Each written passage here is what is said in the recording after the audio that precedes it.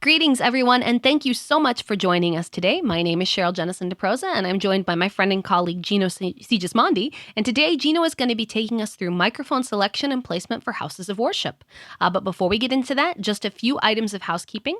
This webinar is being recorded and will be available for on-demand viewing. It usually takes us a couple of business days to get it ready, but once it's ready, it will be available at shure.com/webinars.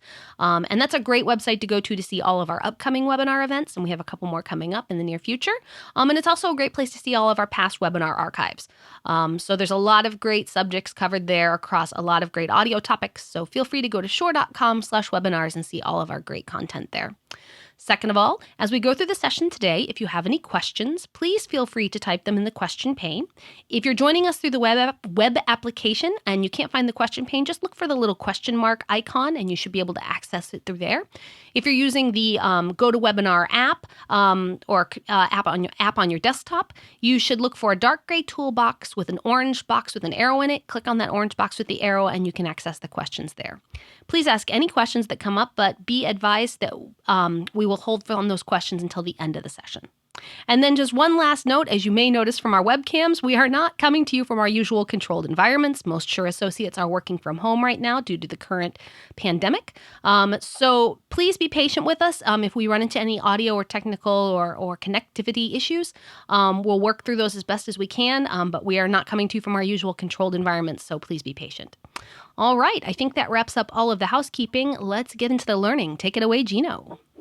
All right, thanks, Cheryl. I would like to thank everyone for taking time out of your schedule to be with us here today while we talk about this interesting and important topic, and one that this is a webinar we've done several times over the years, and it's always a good one to do. We certainly get lots of questions about the different mic applications for different houses of worship applications. So we will go through this, and like Cheryl said, we'll take questions at the end here, and yeah, we'll get started. We don't normally do webcams. It's a bit of a new thing for us, but I think it's kind of I don't know. This has been the situation over the last couple months has been an opportunity to, I guess, do things a little bit differently. And particularly when you're talking about microphone techniques, it's often illustrative to actually see the techniques as you're hearing them as well. And so webinars have always been great for hearing different things, and now you'll be able to see different things as well. I'll mention right off the bat here, because this is often a question we get. The microphone I am using is a Shure SM7B.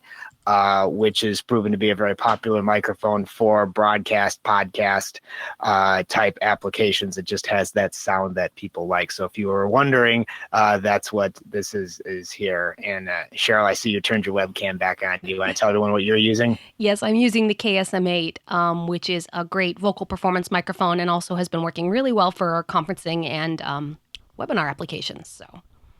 And you've got the nice, fancy, shiny one. I do. And I think we're both using the MVI interface, correct?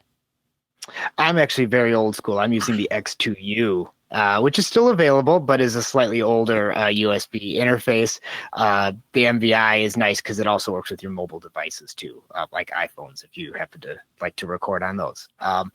But anyway, before we get completely off track, let's get into the subject here. Again, just by way of introduction, my name is Gino. I'm in charge of technical support and training for the U.S. And Canada here at Shure. I've been with Shure 23 years now, so got a little bit of experience with the company and with microphones. I'm also a part-time sound engineer, part-time musician, part-time lots of other things that are related somehow to the microphone field. So here's what we're going to do today. Microphone applications is a large topic, and we could go on for days and days about different things. But I wanted to see what we could give you that would be most applicable and most useful in the short amount of time we have together here today. So we'll start with some microphone characteristics, sort of the basics of mic technology, and not just for the sole purpose of being sciencey about it, but really just because understanding the basics of how microphones work and what those characteristics are the foundation for understanding how to select the right microphones. So that's another major section of today. We'll be looking at some common applications within the house of worship space and give you some pointers based on those characteristics for how to choose the right mic and how to place them. Again, it won't be an exhaustive list. There are lots of things we could go into. We have limited time, so we'll try to keep it to the major points. And then we'll also have a little Mythbusters section in there too.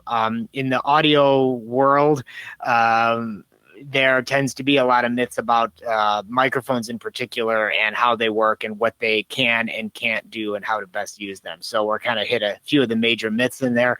And at the end, we'll just tag on just a little bit of some extra considerations when you want to go wireless, because that's, again, a whole nother layer of fun that brings to microphone applications. So let's delve into the characteristics here. So there are three important mic characteristics that we want to cover here. There are, of course, lots more specifications and things we could get into, but really when you're looking at choosing a microphone, these are the three things that are most important. That is transducer type, which is how the microphone translates sound waves into an electrical signal. Polar pattern, which is how the microphone responds to sound coming at it from different directions, and frequency response, which is essentially, in a nutshell, how the microphone sounds, right? Or how it reproduces sound, I guess maybe is a slightly more accurate way of saying it. Remember, a microphone is really a very basic device, right? It really only has one job, and that is to, again, convert the sound waves, which is, the compression and rarefaction of air molecules, as that's what a sound wave is, right? A microphone's job is to take that sound wave and change it into a varying voltage that is analogous to the sound wave itself. So they're both waveforms, but they need to get from one domain into the other. And again, a transducer is just anything that can change one form of energy into another. So loudspeakers are also transducers, but they're doing the opposite of what a microphone does. They're taking that varying voltage and changing it back into variations in air pressure that we hear as a sound wave. In the radio realm, antennas are converting a radio signal that is in the electrical domain into a wave form that can travel or be receptive to those. So again, an antenna would be another transducer, even our own eyes and ears, right? These are all examples of things that do that. So, and it's important to stress this when we're talking about the microphone, because sometimes, particularly with wireless systems, someone will buy a wireless microphone because they know they want their voice to be louder. And then they plug it in and they say, well, it's not any louder. I don't hear anything. And that's because, again, a microphone does not make your voice louder. A microphone just converts the sound wave that represents your voice into an electrical signal that can then be amplified, recorded, transmitted, whatever needs to happen after that. So the microphone is just that first component in the sound system that does that job for you. The three types of transducers we'll talk about today are dynamic, condenser, and ribbon. Again, there are many more. Historically, there's carbon mics and crystal mics and all kinds of other things. And even among these two, dynamic and condenser are by far the most popular. Ribbon is a little bit nichey, but we'll mention it just because there's been sort of a resurgence of interest in ribbon microphones recently. So a dynamic microphone is actually a very basic device. It's a passive device, which means it doesn't require any power in order to operate. The three main components of a dynamic microphone are the diaphragm, the coil, and the magnet. So really, that's all you have is this diaphragm, which is a very thin layer of mylar, typically, that vibrates when sound waves strike the mylar. Actually, we've got an animation that shows this, probably easier to see there. And when the diaphragm moves back and forth, the coil of wire that's glued to the back of it also moves back and forth around a magnet or in a magnetic field. And through the basic properties of induction, that means that as a coil of wire moves in a magnetic field, current is induced in that coil, and that results in the varying voltage that you see coming from the output of the microphone. And that's pretty much all there is to a dynamic microphone in terms of components. Sometimes there's a transformer and of course a connector on the output side and the wires that connect it all together, but that's really it. And that makes dynamic mics have some of the characteristics that they're known for, right? Which is being really rugged because it's a simple device. They are with no active electronics. They are very robust in terms of being able to work in different environmental conditions, high heat, high humidity, low temperatures. They can be dropped often without any sort of damage. So that makes them a really robust choice. They're also more affordable typically because, because of fewer components in there. And yet they still sound pretty good. I mean, probably the most popular microphone in the world is the SM58. That's a dynamic microphone, and it's been the most popular mic in the world since the late 60s. So that I think that says something for dynamic mics and how good they can sound. Some of the downsides to a dynamic mic might be the fact that they can't be effectively miniaturized. They have to be of a certain size, maybe not as big as this SM7, but certainly as big as a Beta 58 might be, right? To have a decent sound quality, that's kind of, a physical restriction. So you never see really like dynamic lavalier microphones because you can't make them small enough to wear on your body and still expect them to sound good.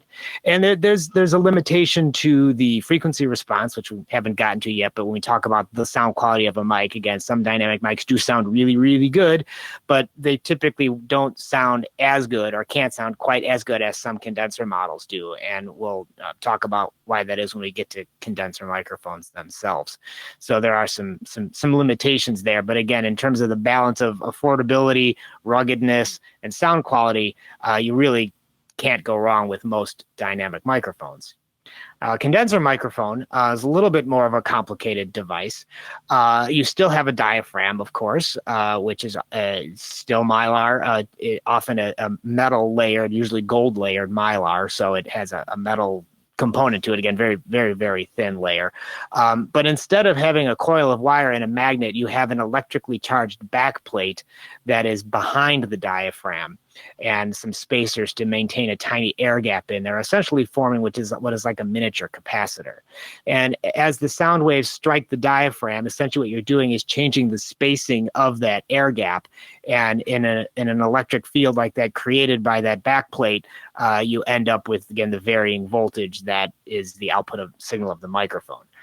The output of a condenser element itself is typically very, very low. So you actually need some additional electronics inside of the microphone referred to as the preamp. And you can kind of see in the cutaway or the guts of this condenser microphone here, you can kind of see the preamp electronics in there that boost the signal level up and also alter the impedance because the output impedance of a condenser element is also extremely high as well. So you need the preamp to do all of that for you. And this preamp, as it says here on the slide, requires phantom power in order to operate. So again, if you've never heard of phantom power, don't know what it is, it's a voltage that can, 48 volts is typical, but actually it can range anywhere from 11 to 52 volts of DC current that powers those electronics. And the reason it's called phantom power is because it doesn't require an extra power connection.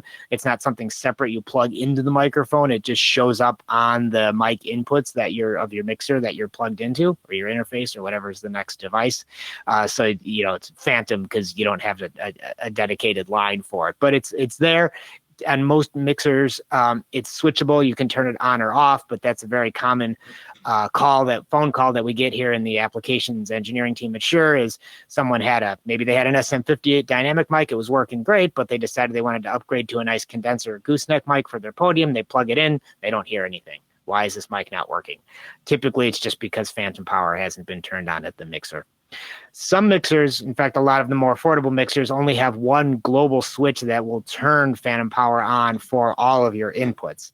And the concern there sometimes is that, well, what if I'm not plugging condenser microphones in there? Well, phantom power will not hurt a dynamic microphone because it's balanced power. Essentially, if you look at the 3-pin XLR connector that are on most microphones, pin 1 is the shield, but pins 2 and 3 are your audio connections.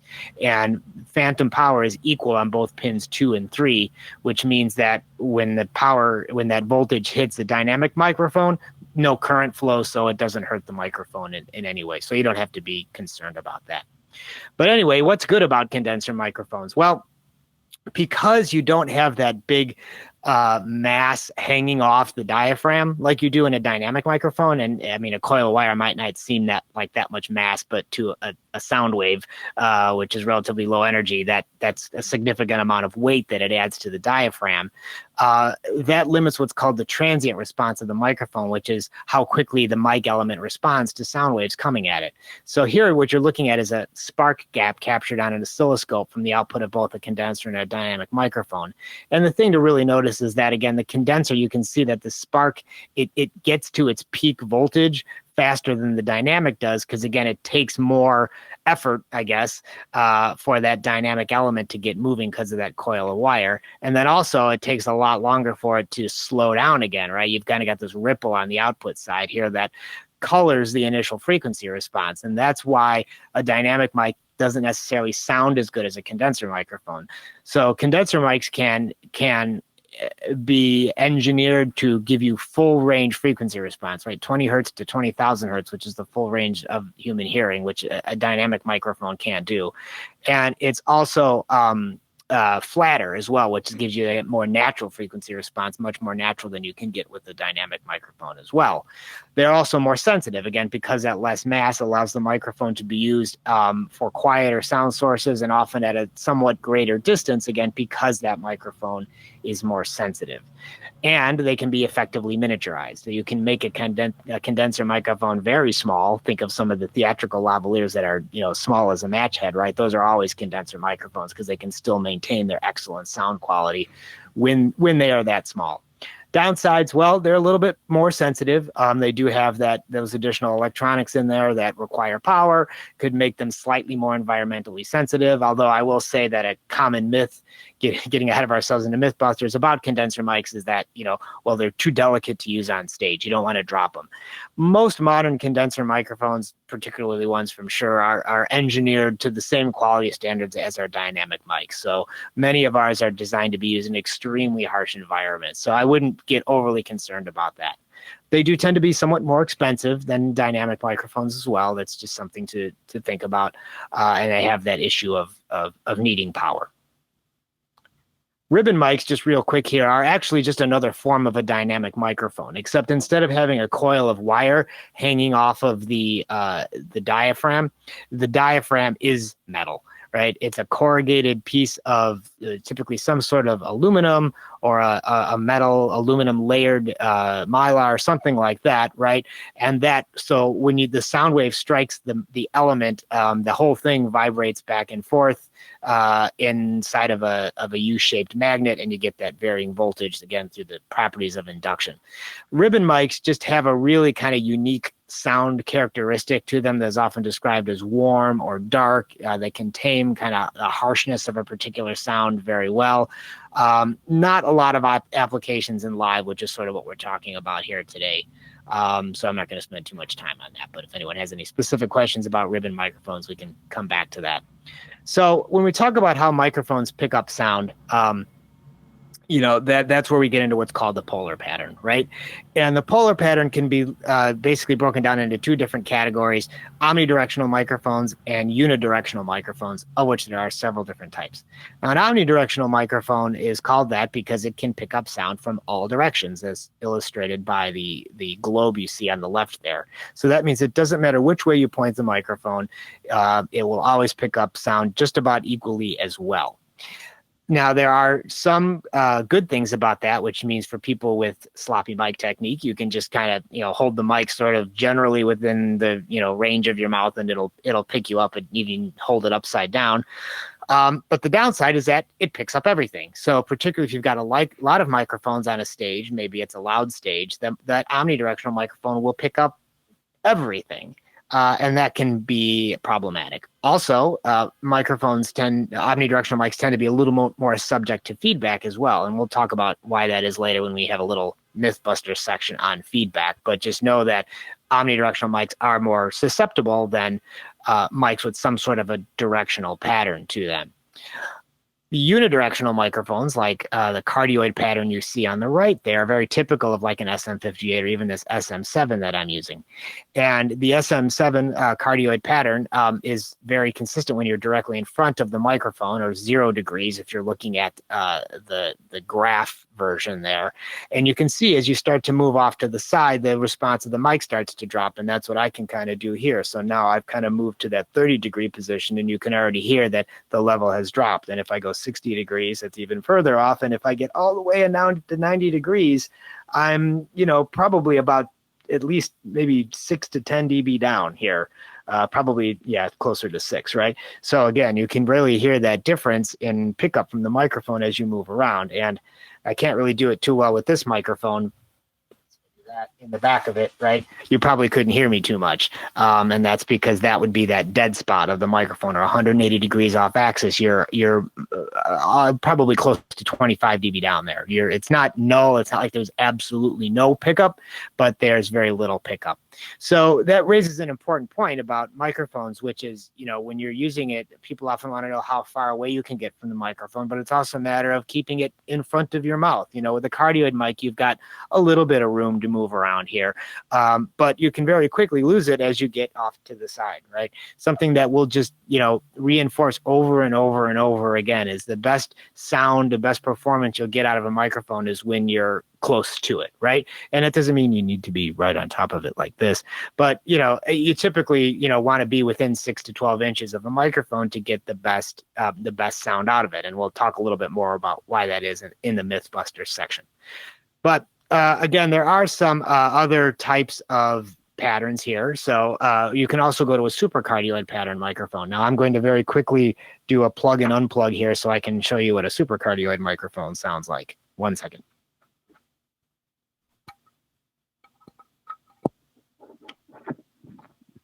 Okay. So now you should be hearing me on a Beta 58. Sorry, that's probably in the way there. Let me move that out of the way. So this is a Beta 58A dynamic microphone that is a supercardioid pattern. Now you might notice I already seem louder than I did before. And that has to do with the type of magnet that is used in a Beta 58 that actually makes the microphone more sensitive. I don't want you to think that, supercardioid mics are louder than cardioid mics. That's just a function of it being a Beta 58. But for illustrative purposes, you can see now as I start going around to the side, the sound starts dropping off a lot faster. I have to remember to stay in the pattern here so you can actually hear me when I do that. Again, a supercardioid pattern is even tighter than the cardioid pattern is. So what that means is that the drop off happens much quicker as you start spinning away from the mic. So when you're 90 degrees off axis, you're already like 10 dB down, and you can hear that drop pretty dramatically when you're down here.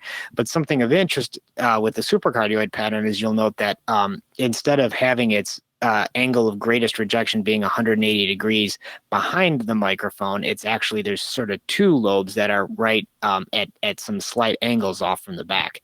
So you can hear there's actually a little bit of pickup right at the back of the microphone there. It's kind of dark sounding. You don't get a lot of highs because the body or the grill of the mic and all of that, the structure of it blocks the high frequencies, but you can still hear me back here because of that little area of pickup. But again, the null right about there. So again, you got a little bit of a different pattern you need to consider there. This is important too in placing like floor monitors on stage for a vocalist. If you have the typical sort of monitor right blowing directly 180 degrees in the back of a microphone, that's great monitor placement for a cardioid pattern mic, but not for a supercardioid where you'd prefer to have it more off to the side. So you're dealing with that null. And then you can see the hypercardioid to the right there gets even more directional, and that lobe at the back gets even a little bit bigger because really what you're doing is you're stepping towards what is essentially a bidirectional microphone, which is the nulls are at 90 degrees and there's equal pickup at the front and the back. Now, one thing we didn't talk about with directional mics is what's called proximity effect. And proximity effect is a boost in low frequency response that you get as you get closer to the microphone. And I'm going to demonstrate this with the supercardioid because it has even more proximity effect than a cardioid. And because it's more sensitive, I'll be able to do a gain adjustment here. Because what I want to do is I want you to notice how the low frequency response of the mic changes when I get close to it, but I have to lower the gain so you don't just hear it getting louder. So this is at about 6 inches or so from my mouth. Now I'm going to bring it right up close. Hopefully there wasn't too much volume change because that was a total guess on it, but you can hear the darkness, which is that proximity effect. It's a bass boost that you get just from having the microphone this close to your mouth. But again, I'm going to go back, all the way back here and try to keep the gain coming up. And you should hopefully hear a much different characteristic in the low end. And that's what proximity effect is. It's a effect. It's not designed in. It's a side effect of having a directional microphone. But all directional microphones have this. Omnidirectional mics do not. It doesn't matter what the distance is from your mouth, the frequency response does not change. I'm going to keep using this beta 58 here for the next couple of things just because I think it's useful, especially when we get to the Mythbuster section. But before we get there, I do want to talk about frequency response, which again is just how the microphone sounds. But it is something that you can plot out on a graph. So if you've never seen one of these graphs before, what it's essentially telling you is that what you're looking at is the range of human hearing, at least in a newborn. I know I certainly can't hear that high anymore, and Cheryl could probably vouch for that too. But you got 20 hertz on the low end, 20,000 hertz on the high end, as far as what humans are capable of hearing. And then the vertical axis is the output level, the measured output level of the microphone at different frequencies. So on the left, that's what we call flat frequency response, which pretty obvious why it's called that. It's because the frequency response is equal. It looks like a flat line. It's equal at all frequencies. It's essentially what you put into it is what you get out of it, right? And this is the sort of frequency response that is wide and flat and very characteristic of a condenser microphone like a Shure SM81 or something like that. And you might look at this and think to yourself, well, wouldn't you want this all the time? Not necessarily. Keep in mind that different sound sources that you might be miking have different characteristics. In other words, not all sounds produce all frequencies, right? So if you're miking, for example, just well, actually pretty much any singer, I was going to say from a tenor on up, right? You don't really need anything below about 100 to 150 hertz or so. The human voice doesn't generate much energy down there, and you just end up picking a bunch of noise, stage noise, vibration, wind noise, P-pops, all of that sort of thing is in that low frequency area. So if you are miking something that has significant low frequency content, that might muck things up more than help, right? So as a contrast, we'll look at shaped frequency response, which again is called because the frequency response graph is now shaped instead of a flat line. And you'll notice here that you've got as a roll off that already happens naturally within the microphone once you get below about 100 hertz, which again is great for vocal stage applications. Actually, pretty much all instruments except for bass, grand piano, organ, those bass guitar, those kinds of things. Pretty much anything else, you really don't need that kind of low frequency response. But you'll also notice a kind of a boost above the line where the microphone actually has more output when you get above 2000 hertz all the way up to about 6,000 or 7,000 hertz there. This is what we refer to as a presence peak. This is actually the frequency response of an SM58. And that presence peak is what gives the microphone its sound that people actually like about it. Just an interesting side note, the engineer that designed the Unidyne 3 cartridge that became the SM58 was disappointed that he was never able to get rid of that presence peak because he was trying to design the flattest possible dynamic microphone. But it turns out that peak there is what made it a hit. Why? Because that's where the consonant range is in human speech. If you think about it, consonants, which are S's, T's, P's, D's, C's, those types of things, those are what allow us to understand what's being said.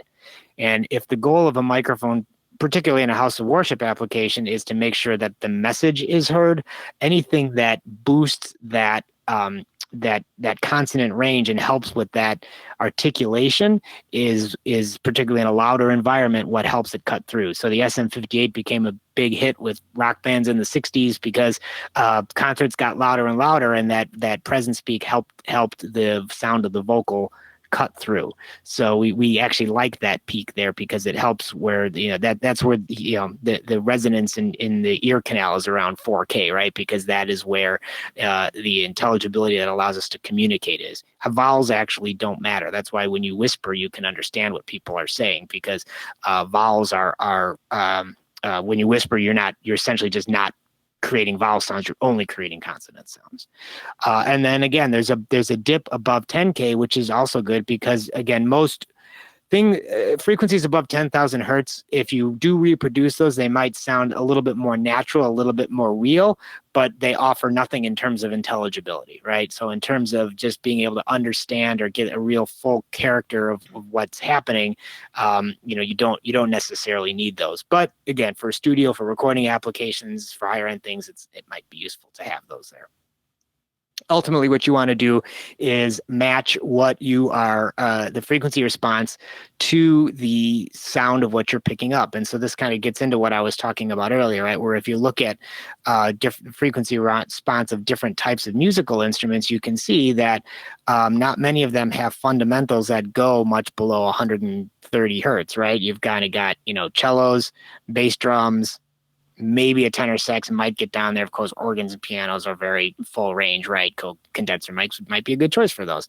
But a lot of other instruments don't need that low frequency response. Or maybe if it's something like, a trumpet that is very, you can't see it from here, but a lot of the kind of annoying frequencies of a trumpet are in this, range here, which is, that 4,000 hertz or so, where that actually kind of hurts your ears. And maybe you want a mic that isn't as sensitive there, like an SM58, maybe a ribbon mic would choose it. So that's why when we get asked often, what's the best mic for X, it's like, well, it really depends, right? It depends on the kind of sound that you want to get out of it. And that's why it's important to understand these characteristics.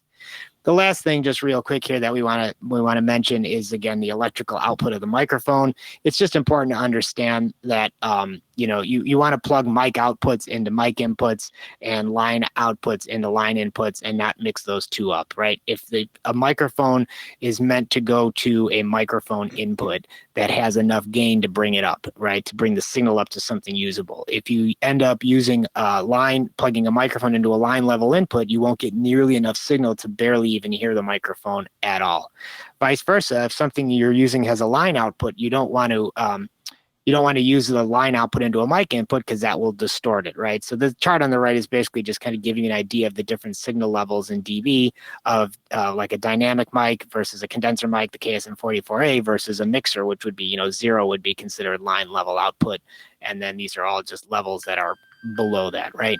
That's the most important thing to consider. And the other thing you need to understand too is that a connector itself doesn't indicate a signal level type. It doesn't have anything to do with the impedance or the signal level. XLRs could be mic, they could be line level. Quarter inch can be aux level or instrument level. So you don't necessarily associate the type of connector with the signal level. That's something you need to look at independently.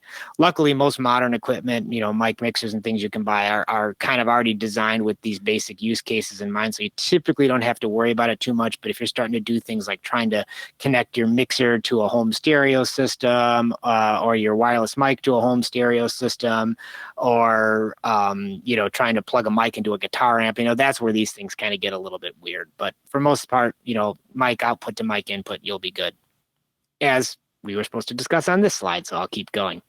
And of course, don't forget about the physical design of the microphone. Microphones comes in all different shapes and sizes for all different applications.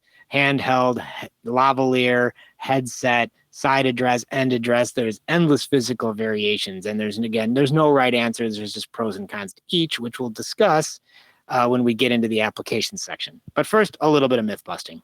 We'll go through this quickly. So, myth number 1. Some microphones have better reach than others. They can pick up sound at greater distances. I was going to actually put a poll in here where we could see what the audience thinks on this, but I figured in the interest of time, we'll just keep going here, because the answer is kind of given to you, right? Of course, it's a myth, right? Microphones, again, are just, I mentioned earlier, they're designed to do one thing, and they're really essentially a measurement tool, right? What the microphone is doing is measuring those variations in air pressure that are sound waves, right? They don't do anything actively to go out and capture sound. Microphones can't work like a telephoto lens, right? Where a zoom lens, where you can go in and make something appear to be closer visually, right? Because sound waves are so much bigger and longer than light waves are, there's no way to practically make a microphone that can do that. That's all it can do is hear what it hears that's right in front of it. So a common rule of thumb I tell people is, like, if your ear can't hear it, then the microphone's not going to be able to hear it either. And again, why we talk about, microphones not being able to reach out and get the sound, what that ends up meaning is that as you move the microphone further from your mouth, the sound level drops. It follows what's called the inverse square law, which means that every time the microphone distance doubles from the sound source, the output signal of the microphone drops 6 dB, or the voice level drops 6 dB. And you can hear that easily. Again, if I bring the microphone up to this, probably 2 inches from my mouth at this point, and if I double it to 4 inches, let me see if I can do this correctly. Okay, that's about 4 inches away. Not very scientific, but you can hear that that's about a 6 dB drop. If I double it again to 8 inches, probably about like that, now it's a lot quieter.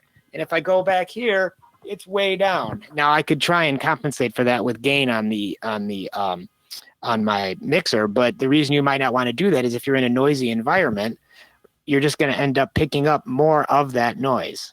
I thought we had a slide here. I guess we didn't. Picture there's a bunch of noise in between the microphone and the voice, right?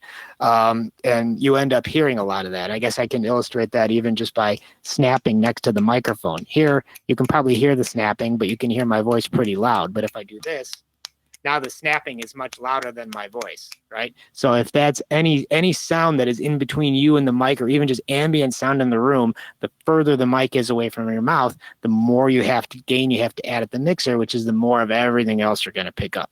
Now, of course, directional mics can help with that, right? So that's one of the advantages of a directional microphone is you can get it a little bit further away from the sound source and have it pick up less noise. And cardioid is better than omni. Supercardioid is better than cardioid, and hypercardioid is better than supercardioid in terms of that. But the benefits are small. You can't really get that much further away. If you go from a omnidirectional mic to a cardioid mic, you can be essentially 1.7, I believe the figure is, times the distance away for that same sort of direct to ambient sound ratio. So it doesn't make a huge difference.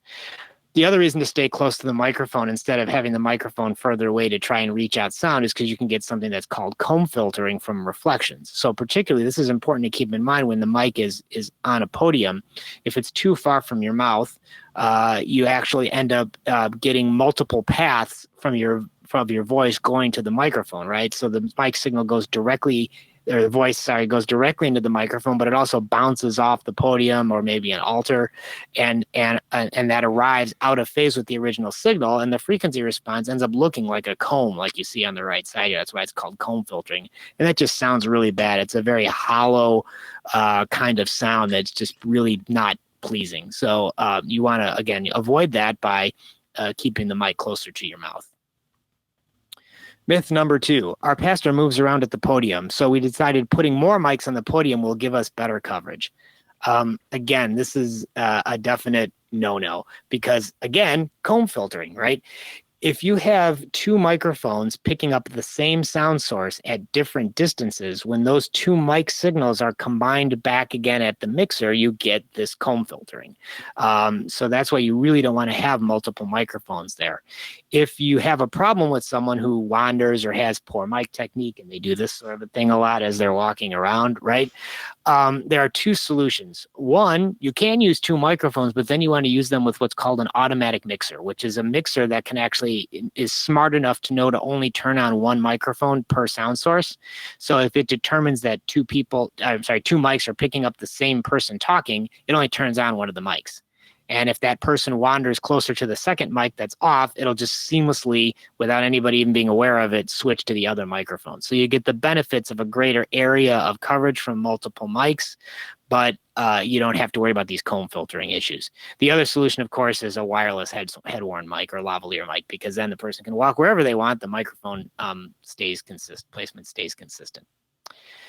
So we like to talk about what we call the 3-to-1 rule, right? When you're using multiple microphones, that means that for any unit of distance a mic is from a sound source, the next adjacent mic should be 3 times that distance away.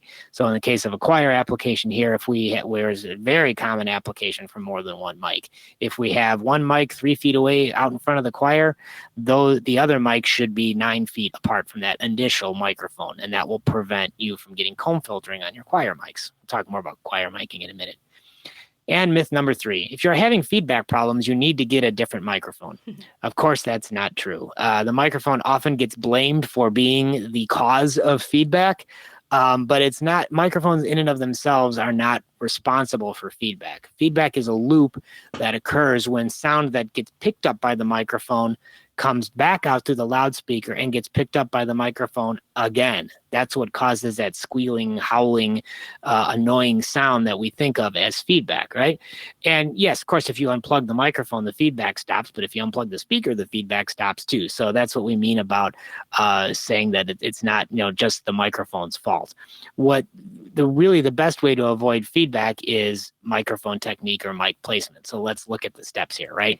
And I'm just going to hop in right quick and say we're actually doing a full session, I believe it's next week, on feedback that might be interesting to everybody that's attending this session. So go to shure.com/webinars if you want to learn more about achieving better gain before feedback in your system. And we're going to delve into it even deeper. So yep. Sorry, keep going, Gino. Yeah. No, please. I was going to plug it as well. So that's great. Keeping in mind that it's a deep topic, but we thought, in here we'd give you a couple of tips. And I'm going to switch back to the other mic because now I'm getting tired of holding this one. 1 second. Bear with me.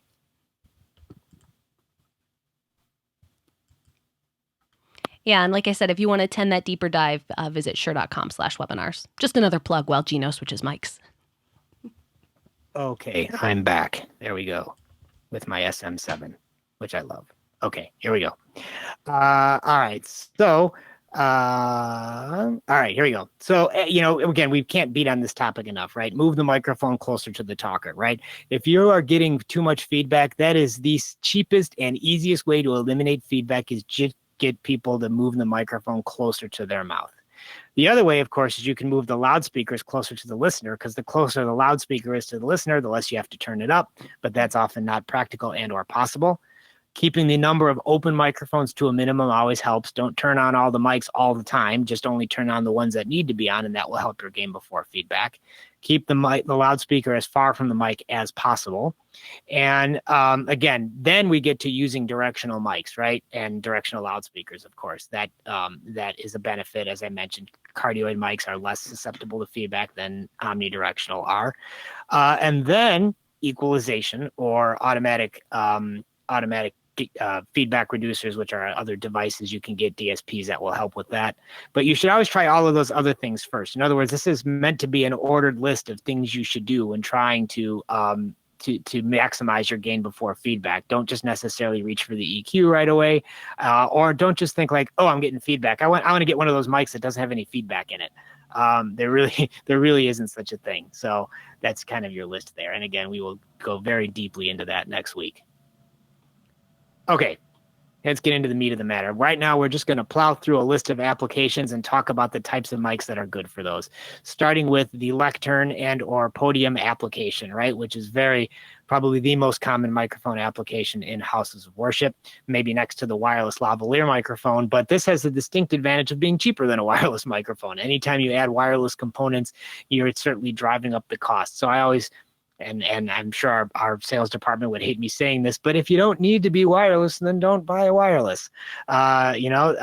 These microphones are very good, and you've certainly reduced your complexity, provided you are standing at a lectern and delivering your words. So these are almost always going to be a type of gooseneck microphone, right, which is what you see pictured on the right there.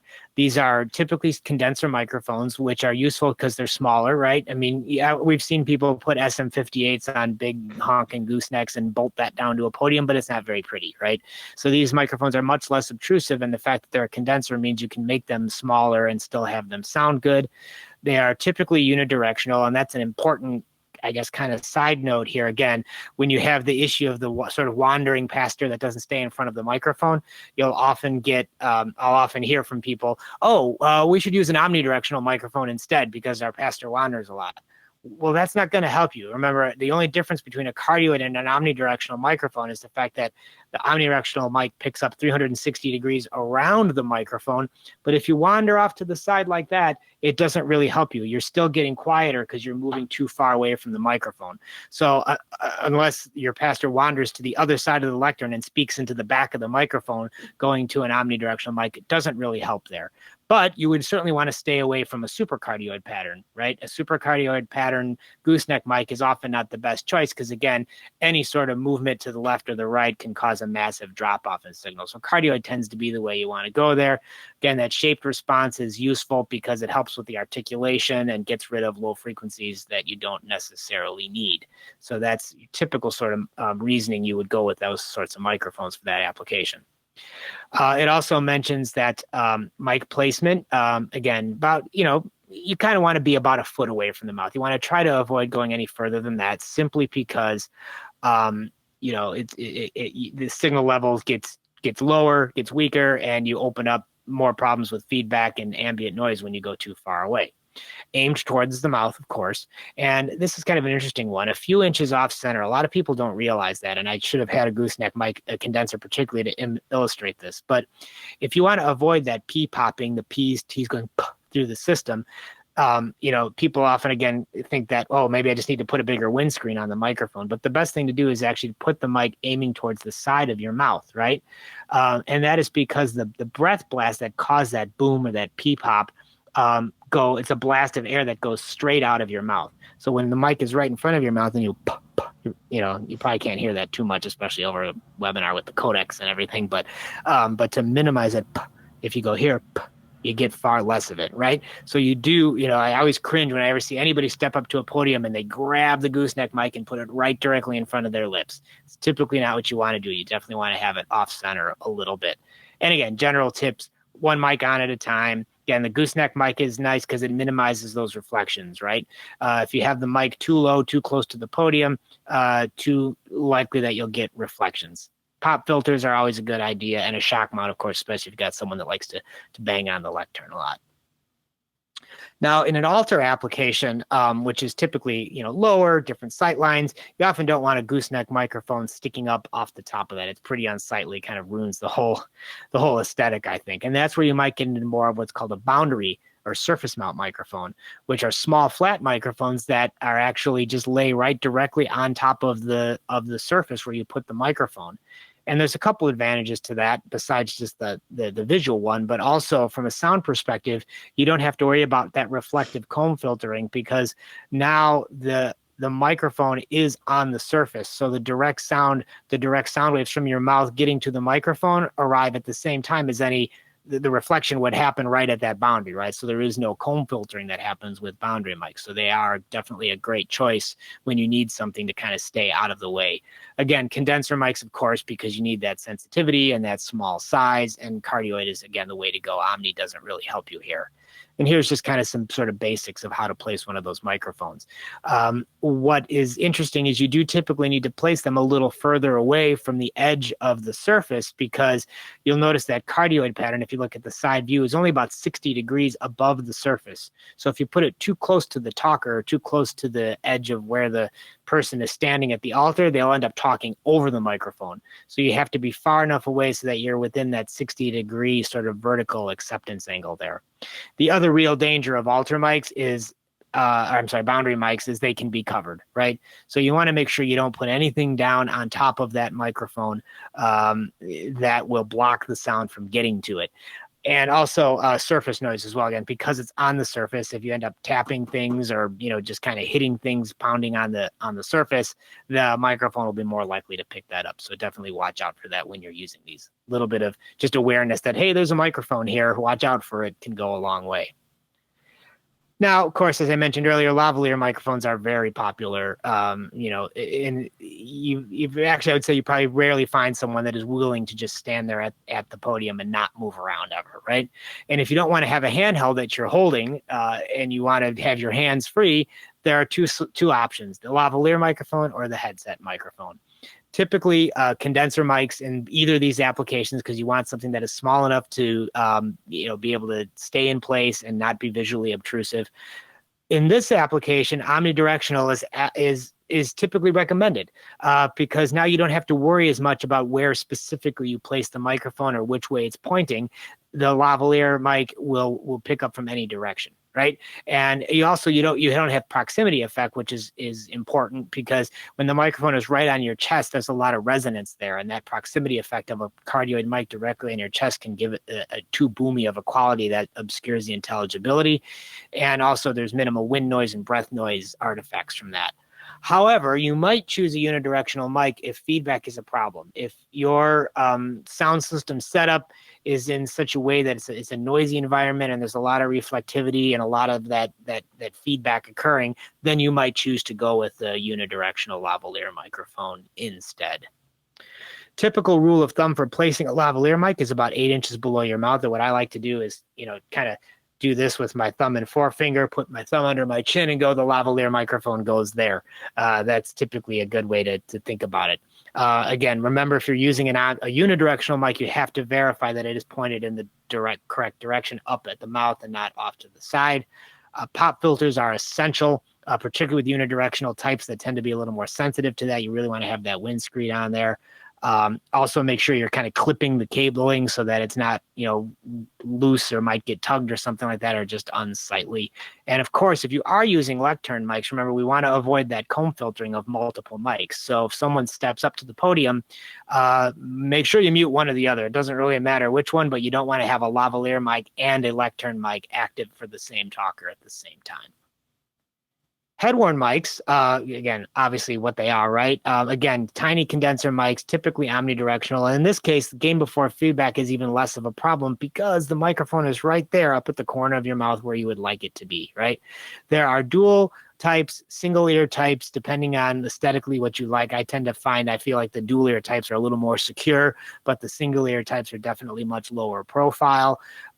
These are a really great choice for gain before feedback and sound quality. We are big fans of head-worn mics here at Shure. And if given the choice, if you have the option to go between head-worn and lavalier for any sort of sound reinforcement application, if you can convince whomever you need to wear a mic on their head or their face, the head-worn mic is definitely the way to go. Not only because of the gain before feedback issue and just a stronger signal, it's also more consistent. Keep in mind, with a lavalier mic, when you move your head, the lav mic doesn't move. So you get that same effect that you hear when I do this in front of my handheld mic happens with a lavalier mic. But with a head-worn mic, where the microphone is here, right? When you move your mouth, move your head, the microphone moves with it. So it's always going to be the best, most consistent sound quality from the head-worn wireless microphone, versus a lavalier microphone. Switching gears a little bit, I know we're going through these fast. We want to look at choir microphones here now. Choir microphones, again, a lot of condenser mics used in house of worship applications, if you haven't noticed. But for choir miking, where the microphones tend to be even further from the sound source, you want to use that condenser microphone. Also, now we're really looking at flatter frequency response needed here, because you want to pick up sort of that full range of voices in the choir. And the further away a microphone is from the sound source, the more important it becomes to use that flat frequency response, because you have less proximity effect to kind of balance out that presence peak. And also, in terms of feedback, the presence peak will start to feedback earlier when the mic is further. So you can typically get better gain before feedback from a flat response mic, which is definitely an issue when it's going to be further away here. There are a couple different options when you're looking at these microphones. On the right is more of a hanging mic, which is good for low profile applications. Sometimes people want to upgrade to something with a little bit more studio quality sound, like you see with the KSM 137 on the left. Either one is appropriate for miking. It just depends on, again, what you need from a visually aesthetic point of view and what your budget is and those sorts of things. But again, we want to look at that 3-to-1 rule, right? So when we're because most choirs, unless they're really, really tiny, are going to need multiple microphones, right? So to avoid that comb filtering, again, keep the microphones about 2 to 3 feet out in front of the choir and 6 to 9 feet away from each other. You typically want to angle it so that the mic is pointed, the most sensitive part of the mic is pointed at the back row of the choir, because that helps give you a more balanced sound, right? If you point it down to the front, you're going to hear the front row much louder than everybody else, but keeping it pointed at the back row, which is furthest away, again, gives you that nice balanced, even sound of the whole choir. Now, a common question we get is like, well, what if the pipe organ is right behind the choir? We seem to get more of the pipe organ than anything else. Well, that is a problem. Like I mentioned earlier, microphones, they only hear what you hear. So if you're standing there and you hear the pipe organ louder than the choir, the microphone is also going to hear the pipe organ louder than the choir. The only way to really minimize that, besides physically moving the choir somewhere else, is to use more mics closer into the choir, right? And that's an unfortunate side effect of going closer in, is you do need more microphones to get even pickup, but the only way to get better, more direct sound of the choir is to keep the mics closer. It's a sticky application to get just right. Another thing we get asked about quite often is microphones for the congregation. That again is actually going to be very similar to what you would mic a choir with. However, I have to reiterate this over and over again, that this should only be for capturing the sound of the congregation for broadcast or recording or webcasting. If you try to put microphones on the congregation and reinforce that through the loudspeaker, it's a recipe for feedback, because the microphones are typically in the ceiling too close to the loudspeakers, far away from the congregation, because you're trying to pick up a whole lot of people, and feedback will almost definitely occur. If the reason you're putting mics on the congregation is to try and get some sort of individual talkers, testimonials, things like that, you kind of have to use what we call the Oprah Winfrey method, which is a wireless handheld mic that you have runners delivered to those people that want to talk. And when people think, I can't believe that's the only way to do it, the way I answered that, it's like, well, Oprah has more money than just about anybody on earth. So if there was a way to throw money at this problem to fix it, she probably would have come up with it. So that's, again, good thing to keep in mind there. Now, when we talk about musical applications and outfitting the praise team, that's a whole nother webinar that we just don't have time for today. Just some general things, right? Vocals for vocalists, singers, the praise team leader, etc. Handheld or head-worn can work here, but something that is close to the mouth. Again, dynamic or condenser, largely depending on your preference.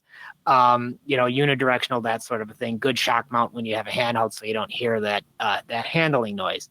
Instruments there, you can kind of see some of our general recommendations. I don't really want to go through these in detail here because we're running short on time, but we do have some great educational material on our website, including microphone techniques for live sound reinforcement and microphone selection and placement for houses of worship that go into great detail on how you use some of these principles to choose mics for different musical applications. Finally, special considerations for wireless. Again, this is brief. Wireless is a huge topic, and we have plenty of other webinars on our webinar page on getting into the nitty-gritty of wireless. But some things I just want to leave you with to think about here. The most important questions you have to ask, particularly that first one, is the most important, which is how many channels. When it comes to picking a wireless microphone system, the main thing that differentiates less expensive systems from more expensive systems is how many you can use in the same room at the same time. So if your needs are modest, you only need 2, 3, 4 wireless mics, an entry-level, more budget system might work. But if you're imagining someday outfitting, your praise team with 12 channels of wireless and 10 channels of in-ear monitoring, you better be thinking a lot higher end. So you always have to have that thought process when you're buying a wireless, is how many channels do we want to use? Analog versus digital, that's almost kind of a no-brainer now, because just about all wireless mic systems are digital, except for some of the most affordable ones. But digital wireless does offer the advantage of better sound quality that sounds almost just like a wire versus analog systems, and some more advanced feature sets and just kind of smarts in terms of how the wireless works. In fact, we have a whole webinar coming up in a few weeks. I don't remember the exact date, on smart wireless microphones and smart digital wireless microphones. Again, you want to look, rechargeable batteries have become a much better option now, which saves you money in the long term. So I would definitely recommend looking for that. Rack mountable is definitely an advantage when you're using a larger number of systems.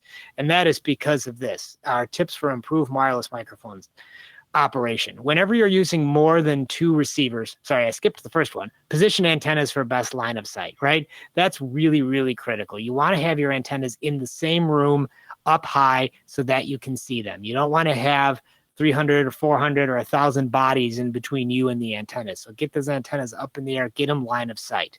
To be able to do that, you need to use a rack mount receiver that allows you to remote mount antennas.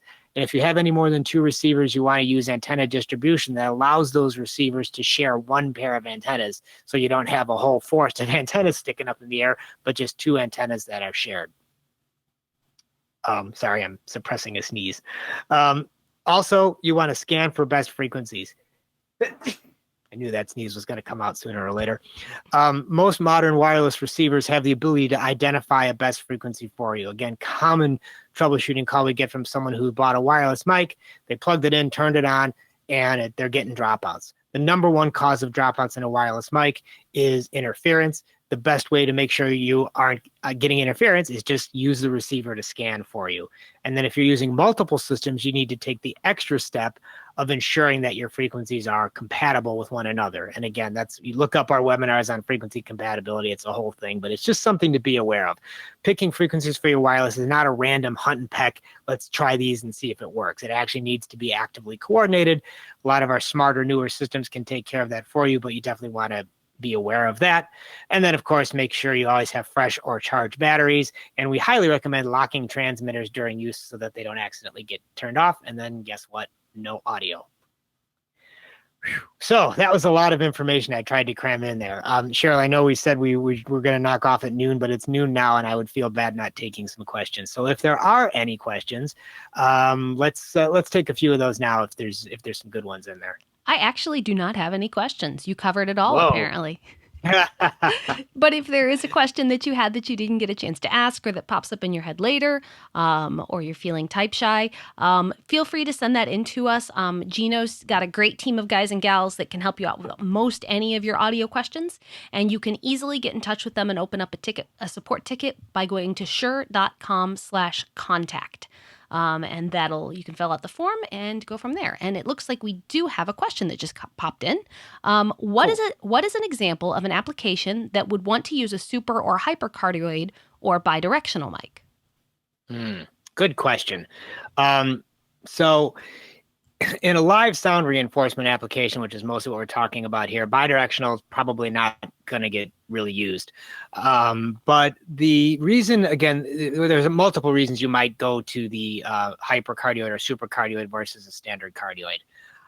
Again, number one is that better gain before feedback, right? If you're kind of in a situation where you're sort of on the edge of, it seems like we might be getting too much feedback here. Going from cardioid to supercardioid and then from supercardioid to hypercardioid will, again, allow you to maybe get a little bit better gain before feedback. Also, the louder the environment, right, the better, or the better you can take advantage of that off-axis rejection, right? So if you've got a vocalist standing right near a drum kit and you're getting too much cymbal bleed into the microphones, again, going to those tighter patterns will often help reduce the amount of those ambient sounds that are getting there. So again, better gain before feedback and louder environments can take better advantage of those tighter patterns. Just again, being aware that they're often a bad choice for untrained microphone users because you get that signal drop off when you move to the side happens much more easily on supercardioid and definitely on hypercardioid. If you're not right on your hypercardioid microphone like this, you go like this, you're gone, right? So they're really not ideal for people who are not familiar with using microphones. All right. Good question. Next question, and I think we might need a little more information to answer this, but the querent asks, if I only have a pair of condensers I'm using as a stereo pair and one Omni, how should I place the Omni? And I think it depends on what you're trying to pick up with all of that. I'm sorry, could you read it one more time, Cheryl? Okay. If I only have a pair of condensers used as a stereo pair and one Omni mic, how should I place the Omni? Yeah, I guess I'm not clear if the Omni mic is one of the two stereo mics. That would make it really difficult to do stereo miking. So, yeah, no, I think the Omni is separate from the stereo pair. Okay. Yeah, I guess boy, I hate to say it depends, but it kind of depends on what you're miking. But again, in any sort of a sound reinforcement situation, I wouldn't recommend using an Omni mic for anything besides a lavalier or a head-worn microphone. Definitely for a head-worn, maybe for lavalier. For anything else, there's probably no real reason to use that Omni mic. If you do have to use it for whatever it is that you're using it for, I would just say keep it as close to that sound source as possible, and that will help minimize the chances of getting feedback through that mic, as well as picking up unwanted sounds. Great. All right, this is a really good and timely question. Since many churches have moved to live streaming or recording a digital service, should mic considerations change? Well, that depends, I guess, on how you're miking things or what your mic techniques are. And what I mean by that is your live stream audio captured off of your mixing console, like the same way that you would for sound reinforcement when you have, your live audience in the church with you, or are you looking at different mic options for the live stream? And what I mean by that is if you look at like we have like the MV88 Plus. I can grab mine here if you're not sure what this microphone is, right? This is a little microphone that is meant to plug with a lightning connector into your iPhone or iPad for recording, and a lot of people use these for doing live streaming. But that's typically only good for, whoever's gathered around directly right in front of this microphone, right? If you're trying to get the whole service kind of streamed with musicians and maybe a couple of different pastors or whatever, then I would say the mic techniques actually don't change. You would actually do things exactly the way we've talked about here. You're just going to need a mixer that has the capability of, giving you that live stream or some way of getting that signal into your computer. I mean, this is a very small format version of it, but this is a little Yamaha mixer that we've been using at home here. Where my wife teaches dance classes over Zoom. But the reason we bought this one is it's a USB mixer, right? It's got sorry, you can't see it there, a USB output that connects to your computer, and it pops up. And now whatever I plug into the inputs here, end up coming out the live stream, right? And so something like this is actually probably the thing I would say most, right, is going to change. You probably keep the same mic things the same way you would, but just connect them to a mixer that allows you to get it into the computer and live stream that way. Fantastic. Great question. Yeah, great question. Okay, so we have some clarification to that question about the pair of condenser mics that are being used as stereo and an additional Omni, of the placement of the Omni. The Omni is being used for capturing room tone. Okay. And sorry to keep asking questions, but I guess is that for recording or sound reinforcement? Because again, if you're trying to do that for sound reinforcement, that's going to be, I imagine that would be problematic from a feedback perspective. So that's something I probably, at least myself, wouldn't consider doing. For recording, that again becomes kind of a matter of taste. Right now we're kind of getting into some recording techniques here, but that's sort of a common thing you might see used like recording drums in a studio is, a pair of stereo mics over the drum kit to get the cymbals and the rack toms, but then you put an Omni mic somewhere else in the room to kind of pick up that room tone. And the way that's usually accomplished is, you have the drummer, if the drummer play, while you walk around with some headphones and the mic, and you find that spot in the room that is essentially giving you the sound that you're looking for. There's really hard to have a rule of thumb there because all rooms sound and react differently. So where that mic goes is going to vary. And the querent did confirm that they were speaking of a recording application. So yeah.